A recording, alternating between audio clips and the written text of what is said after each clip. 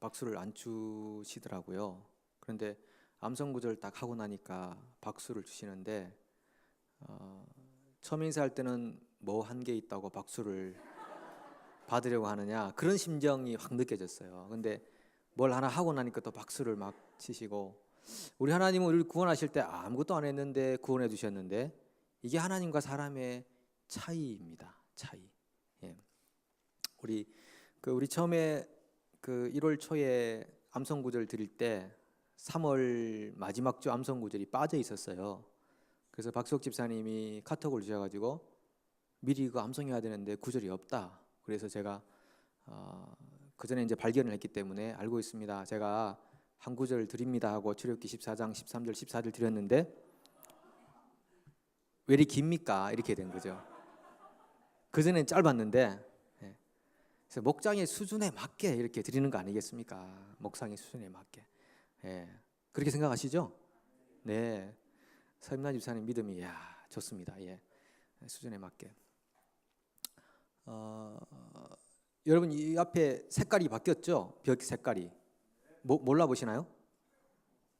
전혀 뭘 바뀌든 상관없이 그냥 나만 안 바뀌면 된다 그러시는 것 같은데 여러분도 바뀌셔야 돼요. 바뀌셔야 되는데 이거 페인트가 색깔이 바뀌었잖아요.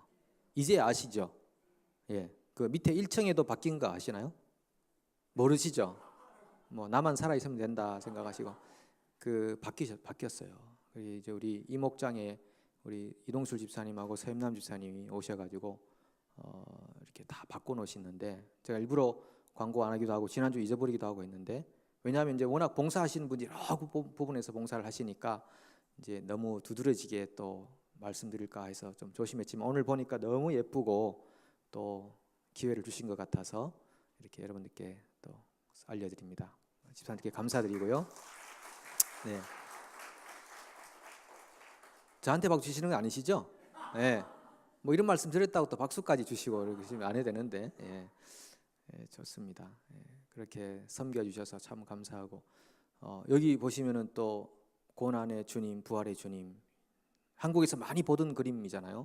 영화관 앞에 걸려있던 그림들, 그 이창희 집사님이 거기서 하셨고 이렇게 탁월하게 하시다가 오셔서 또 봉사하시고, 여러분 한 사람 한 사람이 다 여기 살아 숨쉬고 있고, 비록 변하진 않았지만 있는 모습 그대로 가지고 오셔서 함께 얼굴을 보여주시는 것만 해도 하나님의 은혜고 또 감사하고 복인 줄로 믿습니다.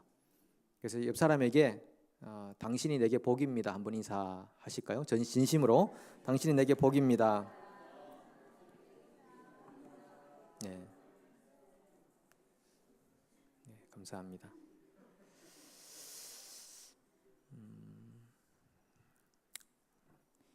인류 역사를 구속사다 이렇게 말합니다. 구속사. 구속사라는 것은 어디 빠져 있는 사람을 건져내는 걸 의미하잖아요. 그러니까 인간의 역사, 인류 역사라는 것은 다 건져내는 역사, 전쟁사라고도 할 수 있습니다. 그래서 이 구속사의 주어는 항상 하나님이라고 하는 거죠. 세상을 구원하고 인간을 구원하는 일, 그게 구속사인데, 그것은 전쟁을 통해서만 가능합니다. 전쟁을 통해서 가능한데, 그 전쟁은 타락한 세상이나 타락한 인간이 싸우는 전쟁이 아닙니다. 그러니까 세상이 타락했다, 인간이 타락했다고 하잖아요. 타락이라는 말 그 자체에 전쟁의 무능력성이 이미 들어가 있는 겁니다. 타락한 사람이 어떻게 전쟁을 하냐? 전쟁할 수 없다라는 것이 확정된 것이 타락이라는 그런 용어죠. 그래서 이 전쟁은 인간에게 속한 영역이 아닙니다. 이 전쟁은 하나님에게 속한 영역입니다. 처음부터. 그래서 인간이 스스로 전쟁해야 된다면요, 이거를 구속사라고 하지 않아요. 그냥 인간 전쟁사라고 할 텐데, 구속사라는 말은 타락하고 몰락해버린, 철저히 이기적인 마음으로 무너져버린, 그냥 뭉겨져버린 인간들을 건져 올리는 하나님의 역사라고 해서 그것을 구속사라고 그렇게 이름을 짓는 것입니다. 그래서 구속사의 이 전쟁은 하나님께서 그 대상을 가지고 있는데, 그 대상은 여러분 아시는 사탄입니다. 사탄은 타락한 천사와 그 집단을 의미하죠. 근데 생각해 보십시오. 창조주이신 하나님과 피조물인 타락한 천사와의 전쟁, 누가 이깁니까? 이건 불 보듯이 뻔하게 창조주가 이기는 전쟁입니다. 창조주가 이미 이겨놓은 전쟁입니다. 어떻게 만든 사람이 만들어진 대상보다 못하겠습니까? 그러니까 창조주가 이기는 전쟁인데, 그런데 이기는 전쟁이면 뭔가 쉽게 한번 확 불든지 쓸어버리면 끝날 것 같은데 왜 이렇게도 힘들게 전쟁을 하는 것 같이 보이는지 모르겠습니다. 심지어는 하나님이 자기 고통을 감수하는 그런 전쟁입니다. 자기 아들을 내어줄 수밖에 없는, 그렇게밖에 할 수 없었던가? 하나님이 전능자시고 창조주신데 어떻게 이렇게 어렵게 전쟁을 하시는가? 타락한 천사들 한번 쓸어버리면 되고, 인간이 타락했으면 또 다 멸망하고 새롭게 피조해서 아담 이후에 제2의 아담 만들어 가지고 하시든지, 아니면은 처음부터 창조하실 때 천사나 인간에게 타락할 수 있는 자유를 주시지 않으시든지, 이 정도 권세와 권위를 가지고 계신 분이 창조주가 아닌가 싶은데, 이상하게 전쟁이 너무나 어렵고 피곤한 전쟁으로 이어져 가는 거죠. 그것은 이유는 하나님의 성품과 속성 때문에 그렇습니다. 우리 중에도 그런 분들이 있죠. 그냥 일이 그냥 수월하게 쉽게 넘어갈 수 있는 일도 깐깐한 성격을 가진 분들이 계세요. 그러니까 자기가 볼 때 완벽하지 않으면 일을 못 넘어가는, 그래서 그 성품과 성격 때문에 스스로를 피곤하게 만드는 그런 분들 계시잖아요. 얼마 전에 우리 인조 전사님이 자기가 그렇다고 그러더라고요. 자기가 그냥 웬만하면 그냥 넘어가는 성격이면 좋은데 그게 안 된대요. 완벽하게 자기 마음에 쏙 들어야 넘어가는, 그래서 자기가 너무 피곤하다 이렇게 얘기를 하는 걸 들었습니다. 누가 그러라고 한 것도 아니잖아요. 본인이 선택한 거라고요. 우리 중에 성격을 가진 분들이, 그런 성격을 가진 분들이 계시는데 하나님이 왜 이 전쟁을 이토록 해야 하시는가? 그러니까 하나님의 성품 때문에 그러신 것입니다. 공의가 있으시고 정의로우시고 그리고 빚지고는 못 사시는 그런 하나님의 성품이 하나님에게 있기 때문에 그렇습니다. 사탄과 인간과의 전쟁에서 사탄이 이겨버렸습니다. 근데 베드로후서 3장 19절에 보시면요, 아주 중요한 계시가 나와요. 거기 보면 진자는 이긴 자의 종이 됨이니라 라고 하는 계시가 나옵니다. 그러니까 전쟁에서 진 사람들은 이긴 사람의 종처럼 살아야 되는 거죠. 그러니까 사탄이 이미 하나님을 배반해서 타락한 존재가 되었고, 그 타락한 존재가 인간을 자기 편으로 만들기 위해서 작업을 했습니다. 근데 정말 인간이 그 작업에 걸려 넘어 들어와서 사탄이 이겼습니다. 그래서 인간이 사탄의 종로로 타게 되었습니다. 그러면 이런 상황에서 하나님이 얼마나 이 천사들이 괘씸합니까? 하나님의 형상을 따라 하나님이 지은 걸작품인 인간을 사탄이 도적질해 간 것이거든요. 도적은 죽이고 멸망하려는 것뿐이요. 예수님께서 요한복음에서 말씀하셨잖아요. 도적이 오는 것은 죽이고 멸망시키려는 것뿐이다. 사탄이 도적처럼 와가지고 하나님의 작품을 빼앗아가 버렸습니다. 그것도 정당한 전쟁을 통해서. 이 전쟁은 말로 전쟁하는 것입니다. 우리 영적 전쟁은요, 어떤 의미에서 말씀으로 전쟁하는 것이거든요. 말씀과 기도로 전쟁하는 것입니다. 사탄이 와서 다르게 전쟁한 게 아니라 말로 인간을 완전히 파멸시켜 버렸습니다. 그래서 그 영적 전쟁의 승자가 되고 패자가 되어서 종로로 타는 그런 상황에서 하나님이 이 영적 전쟁을 치르기 위해서 공의와 정의를 행하시면서 사탄을 확 쓸어버리는 것이 아니라 인간이 졌던 빚을 갚는 절차를 행하시는 겁니다. 인간이 사탄에게 빚진 것입니다. 빚져서 그 절차를 행사하신 것이 자기 아들의 죽음심이라고 하는 것이었습니다. 그래서 예수님께서 십자가에 달려서 7번의 7마디의 말씀을 하시는데 6번째가 다 이루었다라고 하는 것이거든요. 다 이루었다는 테텔레스타이라고 하는 헬라어인데 이것은 다 갚았다라고 하는 것입니다. 다 갚았다. 자기가 빚진 걸 다 갚았다. 인간이 빚진 것을 하나님이 대신 다 갚았다. 그런 뜻이죠. 그러니까 하나님은 정당한 값을 치르시고 이 전쟁을 승리하셔서 인간을 건져내셨다. 하나님의 이 고결한 성품, 정의로우심 때문에 이런 어려운 길을 걸어갈 수밖에 없는 겁니다. 여러분, 우리 영화들에 보면은 어떤 시골 여인이 도시로 올라와 가지고 먹고 살기가 하도 힘들어 가지고 몸 파는 여인이 됐습니다. 그러니까 포주를 만나가지고 몸 파는 여인이 되어가지고 그런 삶을 살아가는 거죠. 근데 영화에도 나오지만은 그런 삶은 계속 쳇바퀴 도는 빚지는 삶입니다. 거기서 돈을 벌어서 자기가 성공할 수 있는 게 아니고 계속 빚지는 삶이죠. 근데 어떤 남성이 그 여인을 보고 그 여인의 사정을 알게 돼가지고 불쌍히 여겨가지고 자기가 사업해서 벌어놓은 돈, 엄청난 돈을 들여가지고 빚을 다 갚아주고 그 여인을 건져내는 그런 것과 같은 하나님의 그 일하심이 그런 것과 유사하게 진행이 되고, 그래서 정당한 값을 치르시고 자기 백성을 빼내시는 하나님의 은혜를 보게 됩니다. 이 출애굽은 이스라엘을 종에서 해방시키시고 새로운 영역으로 부르시는 자유의 출발이라고 하는 거죠.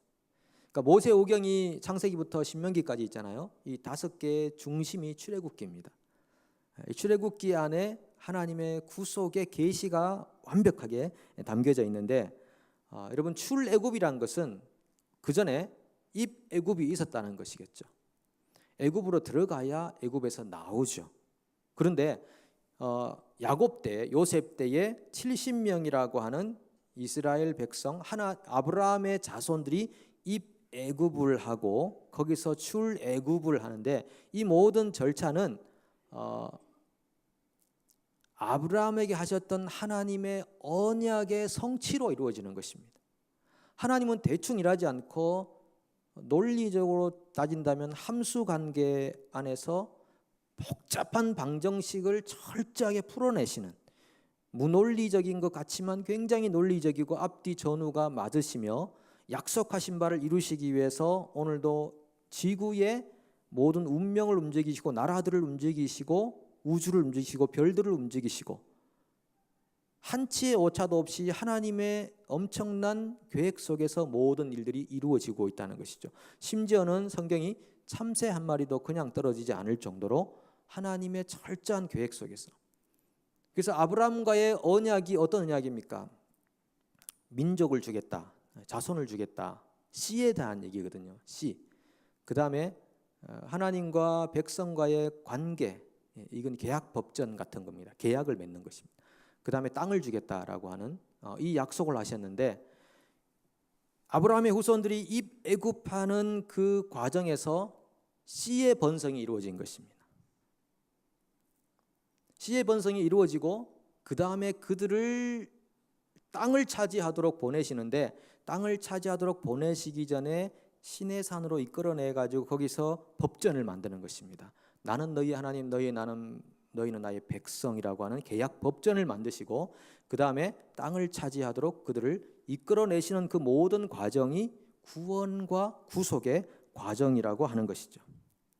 그런데 보십시오. 출애굽기 1장에 보면 하나님이 아브라함에게 약속하셨던 씨의 번성, 민족의 형성이라고 하는 그 씨를 말살시키려고 하는 바로의 계획이 드러났습니다. 그러니까 지금 이것은 아브라함은 셈족이고요, 이 이집트에 사는 사람들은 함족이에요. 그러니까 함은 노아의 저주받은 아들, 셈은 노아의 축복을 받은 아들이잖아요.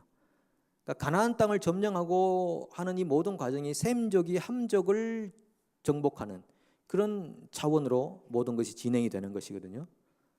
그런데 함족이 지금 셈족의 씨를 말리려고 하는, 원래는 그 산파들에게 남자를 낳으면 죽이라고 그랬잖아요.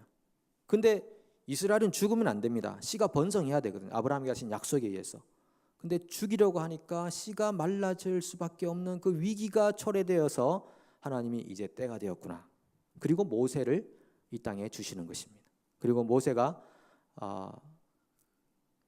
하나님의 구원자로서의 대리자의 역할을 하면서 그 굉장히 위기에 처한 이스라엘을 홍해를 건너서 시내산을 거쳐 가나안으로 이렇게 이끌어가는 그 구원자의 역할을 감당하게 됩니다.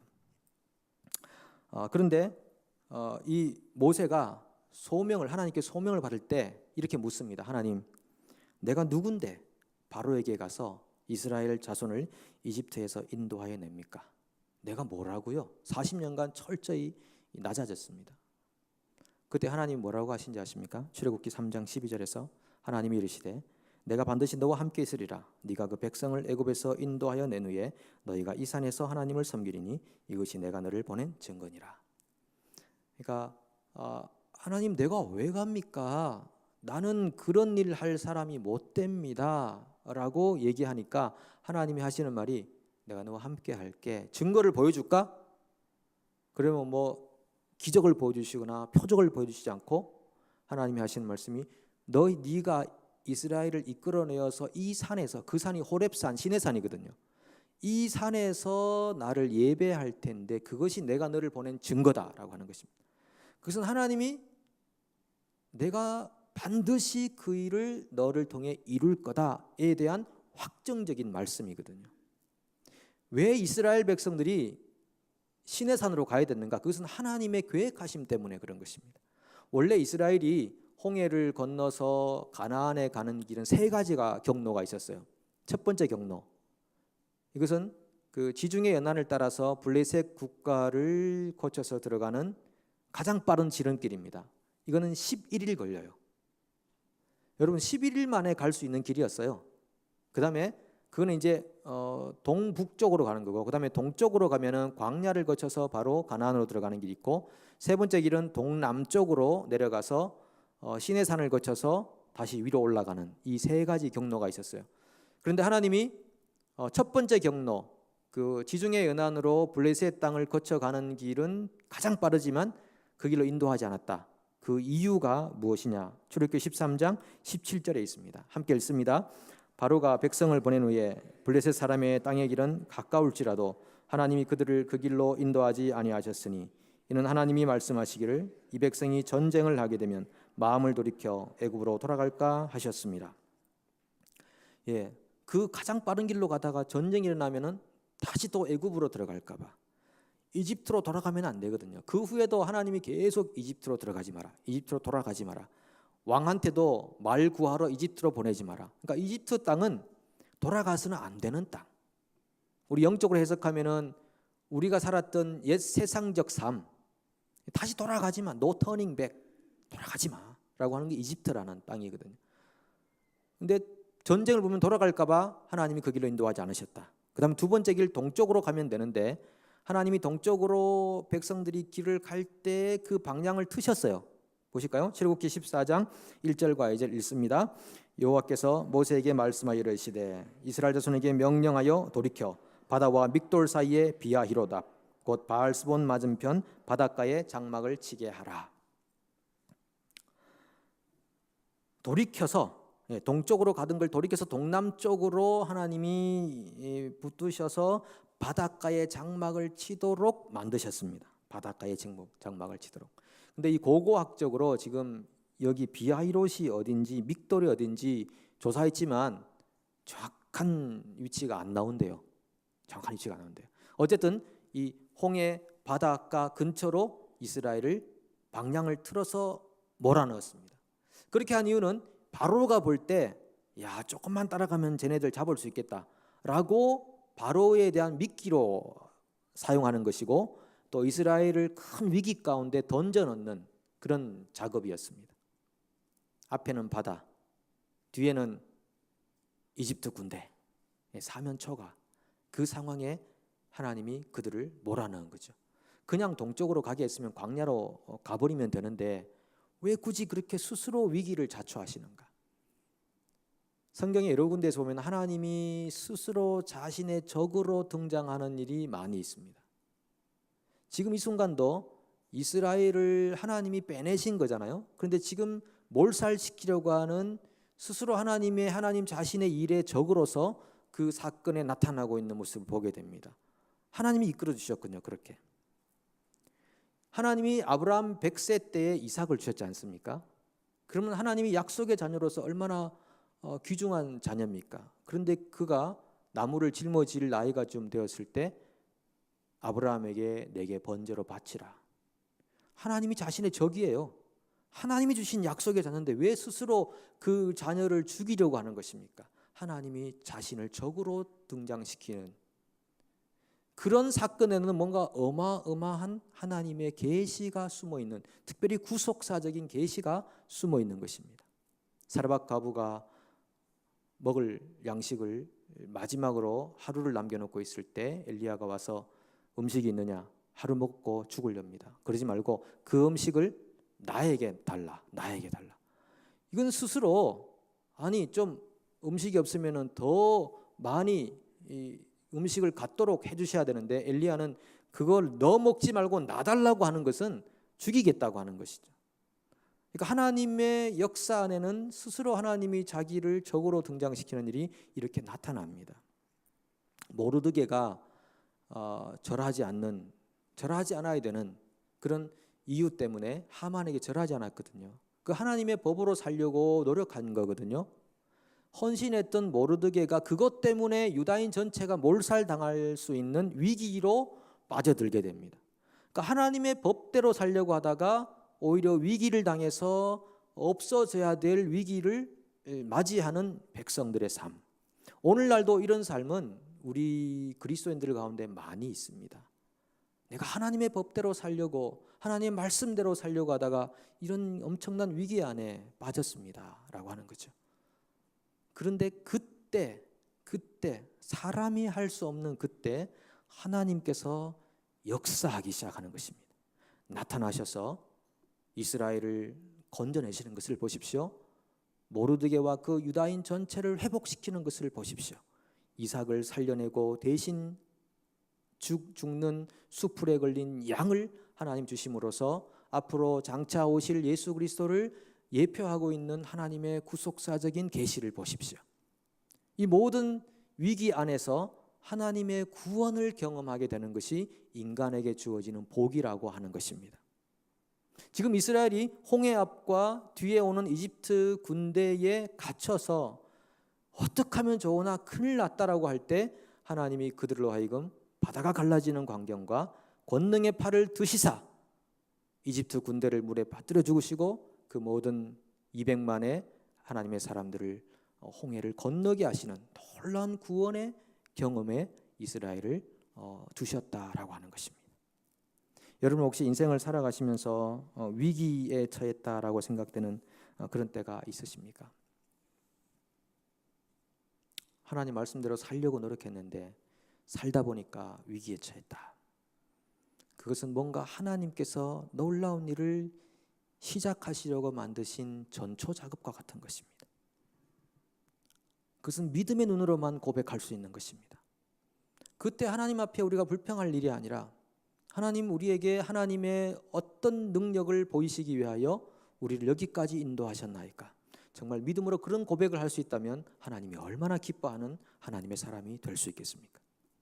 제가 어떤 목사님에게 들은 간증인데 이분이 그 총각 때 이런 마음이 있었답니다. 군대에 가서 예수를 제대로 만나서 복음의 이 빚진 자의 심정을 가지게 되고 또 선교단체에 들어가서 훈련을 받고 그러다가 하나님의 일을 좀 했으면 좋겠다 싶었는데 이분이 그러지 말고 회사를 들어가서 회사에서 한 1년 정도만 내가 회사 생활을 하면서 그 회사 사람들을 전부 복음화시키겠다라고 하는 그런 열정을 한번 가지게 됐어요. 그 후에 내가 신학 공부를 하라고 하겠다고. 그래서 이분이 기도하기 시작했습니다. 하나님, 우리나라에서 제일 좋은 회사에 저를 취직해 주십시오. 그러면 제가 들어가서 1년간 그 회사원들을 전부 복음화하고 예수 복음 다 전하고 그 다음 제가 신학을 하러 사역자 길로 가겠습니다. 그리고 정말 그 입사를 준비하고 노력했는데 시험을 치고 면접을 보는데 너무 당황해가지고 너무 당황스러워가지고 자기가 무슨 말을 했는지도 모르고 그냥 그 면접이 다 끝나버렸어요. 생각이 아무것도 안 난대. 그래서 야 이렇게 면접을 봐가지고는 이렇게 뭐 입사할 수가 없다라고 절망하는 가운데 있는데 연락이 왔어요. 들어오라고, 회사에 들어오라고. 그래서 이분의 고백은 이건 하나님이 내 기도를 들으신 거다. 이건 내 실력으로 들어갈 수 있는 그런 과정이 아니다. 이렇게 이제 고백을 하고 이제 입사 준비를 하고 있습니다. 근데 이제 신입 사원 그 오리엔테이션 한다고 그 날짜가 공지가 왔습니다. 몇 월 며칠 날 어디로 와서 다 이제 그 연수를 받으라고. 근데 그 즈음에 어떤 일이 있었냐면은 자기 교회 그 목사님이 그 3일간 집회를 하는데 이분한테 청년인데 워낙 이제 열정이 있었나 보죠. 그 3일간 집회 중에 하루를 네가 말씀을 전해라 이렇게 된 겁니다. 청년한테. 그래서 이분이 이제 그 회사로부터 통지를 받기 전에 네, 그러면 제가 기도하면서 한번 말씀 전해보도록 하겠습니다. 그리고 기도하는 중에 신입사원 연수라 일자가 왔는데 보니까 겹치는 거예요. 지금 아버지는 자기가 좋은 회사 들어갔다고 얼마나 기뻐가지고 막 잔치도 하고 이제 그런 상황인데 만약에 자기가 말씀 전하는 것 때문에 회사를 포기하겠다 그러면 아버지가 얼마나 실망하실까 고민이 되는 거죠. 그렇다고 연수 가고 말씀 전하는 거 안 하려고 하니까 하나님이 자기를 싫어하실 것 같은 느낌이 많이 들어가지고 고민이 된 겁니다. 우리 같으면 어떻게 합니까?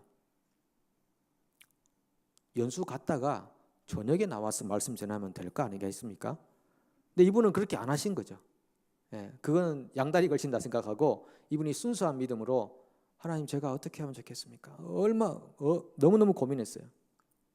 고민하다가 이분이 그러면 내가 회사를 포기하겠습니다. 회사를 포기한다고. 아니 하나님이 붙여주신 건데 어떻게 이렇게 공교롭게 말씀 전하는 날하고 신입사원 연수하고 똑같이 이렇게 하나님 도대체 나를 시험하시는 거예요. 나를 미워하시는 거예요. 하나님이 적으로 나타난다는 거죠. 이런 상황에서. 그래서 그러면 안 가겠습니다. 하나님 붙여주신 거지만 내가 안 가겠다고. 그리고 이 말씀 전하는 거는 이건 내가 해야 되겠다고 이렇게 한 거죠. 취업하기 힘들잖아요. 가장 좋은 회사라는데. 그리고 이제 할 수 없이 이걸 아버지한테 어떻게 말해야 되나 고민하고 곤심하는데 얼마 후에 회사로부터 편지가 하나 왔어요. 왔는데 신입사원 여러분 정말 죄송합니다. 회사에 큰 행사가 하나 겹치게 돼가지고 신입사원 연수 일자가 바뀌었습니다. 너무 죄송합니다.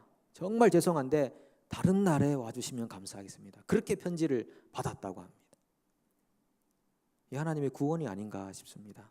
만약에 이분이 말씀 전가하는 거 포기하고 회사 들어갔다가 다음에 말씀 전하겠습니다. 뭐 그 말밖에 없습니까? 그럴 수 있잖아요. 그랬으면 얼마나 부끄러웠을까? 얼마나 부끄러웠을까? 그런데 그 순간의 선택, 그 선택 과정에서 하나님이 그의 분의 마음을 테스트한 게 아닌가라고 하는 것입니다. 그분이 그 사건을 경험하고 하나님 앞에 더 겸손하게 매 순간마다 하나님이 기뻐하시는 선택을 하기 위해서 더 무릎을 꿇는다는 그런 얘기를 하시는 것을 들었습니다. 여러분 어떻습니까? 우리가 살아가는 삶 안에도 많은 위기들이 있고 또 선택의 순간들이 다가오는 것입니다. 그 순간순간들마다 어떤 선택을 하고 어떤 반응을 할 것인지는 우리에게 달려있는 것인데 우리가 하는 그 선택과 우리가 하는 그 반응이 참으로 하나님의 구원자 되심을 나타낼 수 있는 드러낼 수 있는 하나님의 그 전능의 팔을 경험할 수 있는 그런 선택과 반응이 된다면 오늘 우리를 통해 하나님이 구원의 역사를 이루어 가실 것이고 우리 안에 임하시는 주의 성령의 뜨거움의 역사가 소멸되지 않을 줄로 믿습니다. 오늘 보시면요 하나님의 구원을 경험하는 단계를 3개로 말하고 있습니다. 첫째로 두려워하지 마라. 두 번째 가만히 서서 지켜봐라. 세 번째 여호와께서 싸우시도록 하라라고 하는 것입니다. 두려워하지 말라. 여러분 영적 전쟁을 하시면서 우리가 싸우는 전쟁이 아니라고 그랬습니다. 이건 인간의 영역이 아닙니다. 인간의 영역이 아니고 하나님의 영역입니다. 그러니까 우리가 두려움이 엄습해 올 때가 얼마나 많이 있습니까? 그때마다 평안을 누리십시오. 하나님이 우리를 위해 싸우신다는 그 영적인 고백이 여러분 가운데 있으면 좋겠습니다. 두 번째는 가만히 서서라는 말은 어떤 말인가 하면요. 지금 이스라엘 백성들이 이 뒤에 애국 군대가 있고 앞에 홍해가 있을 때 어마어마한 불평을 했습니다. 왜 우리를 이곳으로 이끌어내 가지고 우리를 죽게 하느냐? 그냥 이집트에 놔두지. 이렇게 말합니다. 그러니까 한마디로 말하면은 말조심하는 것입니다. 우리가 힘들고 어려울 때 말이 그냥 툭 튀어나오잖아요. 불평과 원망의 말이 푹푹 튀어나오거든요. 몇 초 안 걸립니다. 그냥 자동적으로 우리 신세를 한탄하는 그런 하나님의 역사 믿음을 잃어버리고 그냥 나오거든요. 그러니까 하나님께서 가만히 서서, 이 말은 말을 하지만 말하는 동시에 원망의 말이 나오기 때문에 그렇습니다. 세 번째, 여호와께서 싸우시도록 하라. 이것은 부르짖어 기도하라고 하는 것입니다. 이스라엘이 그 사면초가 상황에서 여호와께 부르짖었다고 그랬습니다. 여러분, 그 상황에서 이럴 수 있겠습니까? 하나님, 우리가 힘듭니다. 도와주시면 좋겠습니다. 오실래요? 이렇게 할까요? 그 상황에서 여호와여 일어나시옵소서, 우리가 죽게 되었나이다, 우리를 도와주시옵소서, 이렇게 간절하게 부르짖는 게 겸손 아니겠습니까? 도와주려면 도와주고 말려면 마시고, 이런 거는 너무 우리의 마음이 절박한 마음이 없는 것입니다.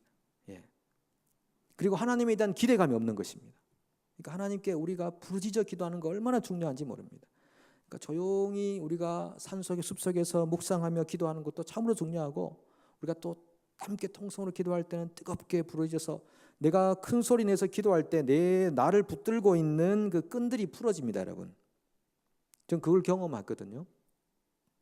조용히 기도하는 거하고요, 통성으로 부르짖어 기도하는 거하고요, 그리고 내가 하나님을 부끄러워하지 않는 삶의 영역으로 들어가는 것입니다. 조용히 기도하는 분들은요, 세상에 나가면은 예수를 부끄러워하는 영역이 있습니다. 내가 예수 믿는다는 것을 사람들에게 안 보이려고 하는, 그러면 주님께서 뭐라고 하시면 나도 너희를 부끄러워하리라. 마지막 내 나도 너희를 부끄러워하리라고 그랬거든요. 그러니까 주님 앞에 큰 소리로 부르짖을 때 우리를 부끄러워하고 있는 우리의 마음, 복음을 부끄러워하고 있는 우리의 마음, 그리고 우리에게 있는 불확신, 의심, 이런 것들의 끈들을 풀어버리는 것입니다. 그래서 하나님 앞에 부르짖고 그 부르짖음을 통해서 여호와께서 일하시고 싸우시는 전쟁을 하게 되는 것입니다. 오늘 여러분 앞에 그런 전쟁이 있기 원합니다. 마지막으로 성경 한 구절 읽습니다. 빌립보서 4장 6절 7절. 이건 언제 봐도 우리에게 필요한 성경 구절. 함께 읽습니다. 아무것도 염려하지 말고 다만 모든 일에 기도와 간구로 너희 구할 것을 감사함으로 하나님께 아뢰라. 그리하면 모든 지각에 뛰어난 하나님의 평강이 그리스도 예수 안에서 너희 마음과 생각을 지키시리라. 아멘. 이것이 영적 전쟁의 굉장히 중요한 요소. 뭡니까? 일단 감사함으로 하나님 앞에 나가는 것입니다. 하나님이 응답하신다고 하는 믿음과 신뢰를 가지고 두려워하지 말고 감사함으로 나가고, 그것이 너희는 가만히 있어서 불평하지 말고 원망하지 말고 가만히 있어서 하나님 앞에 나아가고, 그리고 너희 구할 것을 감사함으로 아뢰라. 그러면 하나님의 평강이, 모든 지각에 뛰어난 하나님의 평강이 그리스도 예수 안에서 너희 마음과 생각을 지키시리라. 대부분 다 우리의 마음과 생각이 병들어서 우리가 고통의 인생을 사는 거거든요. 하나님의 평강이 우리의 마음과 생각을 지키시면은 우리가 어떤 것도 두려워하지 않고 하나님의 이미 승리하심을 믿고 담대함으로 이 땅을 살아가는 것입니다. 그때에 하나님이 정말 구원자시구나. 여러분, 책 중에 날마다 새로운 구원이라는 책이 있습니다. 날마다 새로운 구원. 우리를 죄에서 건져내신 하나님이 우리를 날마다의 삶에서, 우리를 죄에서, 그리고 원망에서, 우리를 절망의 늪에서 우리를 건져내시고 구원하시는, 오늘도 구원자 되시는 전능하신 하나님이신 줄로 믿습니다. 그 믿음으로 승리하시기를 축복합니다.